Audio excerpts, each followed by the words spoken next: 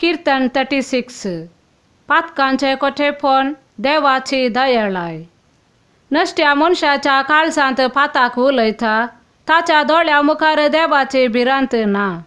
आपल्याच दोळ्या मुखार तो आपणाची इतली बाडाय दाखयता की आपलो गुन्यांव सोदून काडूंक आनी तो कांटाळूंक ताच्यान जायना।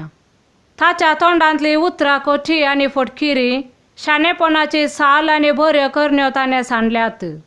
काटीर आड पडून आसतना खोट्यो मान्यो तो करता, बरी न्हय ते वाटेक तो लागला, वायटाचो तो तिरस्कार करिना। तुजो मोग सर्वेस्परा मोळाब पर्यंत पावता आनी तुजे विश्वासीपण कुपा पर्यंत।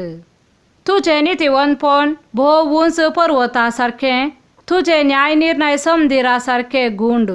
सर्वेस्परा मनशाक तशेंच मनजातींक तूं सांबाळताय। कितलो आमोलीक देवा तुजो मोग, तुज्या पाकाट्यांचे सावळेंत आदांची भुरगीं आसरो घेतात। तुज्या घरांतले ग्रेस्तकायेन ती दादोशी जातात, तुजे स्वादीक न्हंयतले तूं तांकां पियोंक दिताय। कित्याक तुजे थंय आसा जिविताची झर आनी तुज्या उजवाडान आमी उजवाड देखतांव।